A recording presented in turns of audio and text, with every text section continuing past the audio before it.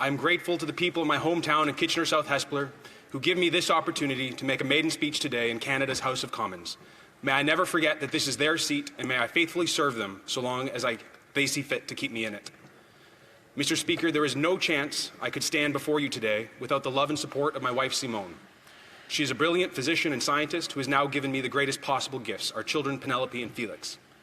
6 months before this election, she nearly died delivering Felix to us. She spent a couple days in the ICU on life support, and today is at home in Hespeler, being just the best mom in the world to our 2 kids. I should be at home.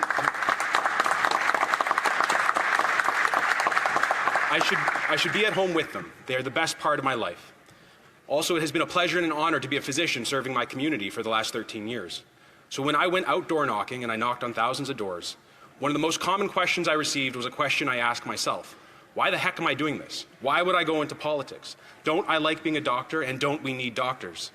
The answer is yes, I like being a doctor, and yes, we need doctors. But to fully explain why I had to do this will take about 10 minutes. It has to do with who I am and what Kitchener is, so here we go. Mr. Speaker, my family story is typical in Kitchener. My dad's family came to the region when it was still called Berlin, Ontario. They came from present-day Germany before it was called Germany.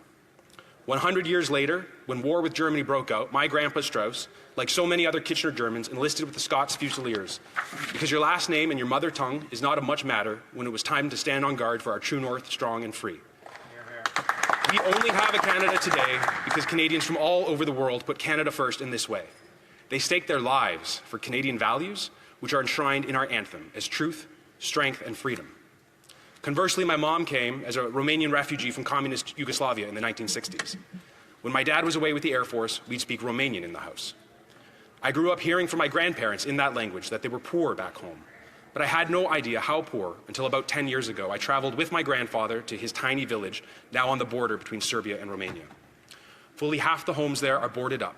It is overrun by stray dogs and weeds. We went to the house my mom was born in. It had 2 rooms, dirt floors, about 400 square feet. There was a bedroom with 4 beds in it and a kitchen with 2 beds in it. 9 people slept in those 6 beds. As I stood in what I'm sorry to call a shack, the enormity of what Canada had given my family hit me like a ton of bricks. My grandfather is one of the smartest, hardworking people I've ever met. But when he came to Canada, he spoke 0 English, he had a grade 6 education and 2 small daughters with him. After 6 months of working in a factory for $1.09 an hour, he was able to buy a 5-bedroom house in downtown Kitchener for $20,000. That house is now worth $1 million. Mr. Speaker, I don't have to tell you that that opportunity no longer exists in our country today. My 28-year-old brother-in-law recently graduated from the University of Waterloo from mechatronics engineering. He has no hope of buying that house on his engineer's salary. Where did that opportunity go? I do believe that my grandfather has the answer to that question. He had to do 3 years of mandatory military service in Yugoslavia, and he always told me that he loved the army life. It didn't strike me until a couple years ago to sit down and ask him, if he loved the army so much, why did he go back to farming in the village? Because, Matthew, you cannot get promoted unless you join the party, that is the Communist Party. Well, then you were an ambitious man, grandfather. Why didn't you join the party? Because, Matthew, if you are in the party and they say this is black, he was pointing at his white tablecloth, then you have to say it is black, even though it is white. English is my grandfather's 5th language. I promise he has never read George Orwell's 1984. But this is exactly the 2 + 2 = 5 scene. I think about this scene a lot when I am told that men can get pregnant. When the truth becomes illegal, everything breaks. If you can't say what's wrong with the tractor, or the levy, or the hospital, or the passport office, you can never fix it, and it will stay broken. So not willing to give up on speaking the truth, my grandfather went back to the village. After a few years, though, the farms were all socialized, and eventually the starvation got so bad they had to make a break for it. Now, I have stories of our healthcare system and universities going back 13 years ago and going up all the way to last fall, when my bleeding postpartum wife spent 6 hours cradling a 2-day-old baby in the emergency room while not being seen by a physician. When I told the triage nurse I was going to take my wife to another hospital in the next town over, he said, "That would be great, thank you. There is no place for her here." If you go to one of our ERs and get treated like cattle, like my wife was at that time, you have no recourse. They would be really delighted if you took your business elsewhere. When farming is socialized, you get bread lines, and people died of starvation while standing in Soviet bread lines. When healthcare is socialized, you get lines in the ER, and I promise you people have died and are dying in waiting rooms, in emergency rooms across this country right now. You might think that I'm being overwrought and seeing the ghost of communism where it does not exist. However, I would note that we just spent 10 years with a prime minister who, when asked which government in the world he most admired, stated the basic dictatorship of the Communist Chinese Party. A prime minister who released a statement lionizing brutal communist dictator Fidel Castro when he died. A prime minister whose answer to every social problem, dental care, child care, pharmacare, school lunch, climate change, what have you, was always more socialism, more central planning, more top-down pronouncements, less freedom to make choices for yourself and your family. The zenith of all this top-down control came during the pandemic. The members opposite went full communism. They locked Canadians down in their homes. They ruined weddings, funerals, Easters, proms, and Christmases. They closed the borders. They kept mothers from children and brothers from sisters. They deprived this House of its ancient rights. They spent $600 billion of taxpayer money with no budget, doubled our national debt to pay healthy 16-year-olds to sit in their basement. Then, as now, they did all this in the name of crisis management. Physicians, professors, and journalists who spoke out against these abuses were hunted down. They had their licenses and their jobs threatened. I know this because it happened to me. At Queen's University, where I taught, Jane Philpott herself, one of the only 2 cabinet ministers to speak truth to Justin Trudeau's power, informed me in her dean's office that the reason the administration had to harass me was that I criticized the government. That is a direct quote. Of course, the Prime Minister and his commissars were immune from all of this. He could attend gatherings of greater than 5 if it suited his political purposes, like a George Floyd protest in Ottawa, and he did.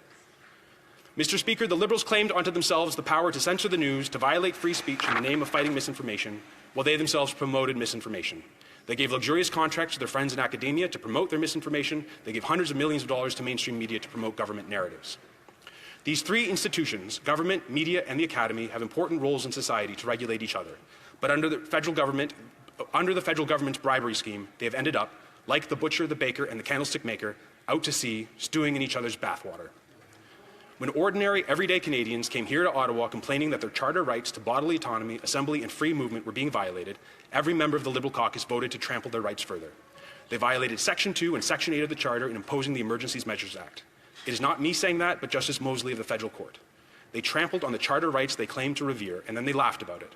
The current Minister of Transport, in particular, laughed about it, Mr. Speaker. If we cannot speak truth to their power, everything will continue to break. And that is why I had to come here, Mr. Speaker. I refuse to be a cog in their broken machine. I hope it is the case that this darkness left with the former Prime Minister, and I beseech the new Prime Minister to turn to the light, to defend those values enshrined in our anthem, truth, strength, and freedom. I read his book, Mr. Speaker. The book was called Values, and freedom, I'm sorry to say, was not among those therein discussed. The repackaging of their socialist plans in bankers' socks might fool some of the people some of the time, but I will tell you who it is not fooling. It is not fooling the multicultural communities in Kitchener-South Hespeler, the Romanians, Albanians, Polish, Ukrainians, Serbians, Croatians, Lithuanians, Venezuelans, Chinese, Somalis, and Ethiopians with lived experience of socialism who know what they are seeing and don't like it and sent me here.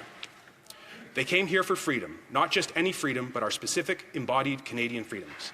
These freedoms are ours, but they are not merely ours, and they are certainly not ours to discard. They were fought for at Runnymede and encoded in the Magna Carta. They were fought for in the English Civil Wars, the Glorious Revolution, and enshrined in the Declaration of Right. They were fought for in the World Wars and enacted in Diefenbaker's Bill of Rights.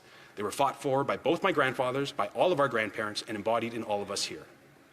So the answer to the question of why I came here, I'm here to speak truth to power on behalf of the people of Kitchener-South Hespeler. I will be happy to go back to being a physician and professor once I can practice in truth and freedom again, once we can all live in truth and freedom again. Thank you, Mr. Speaker, and may God keep our land glorious and free.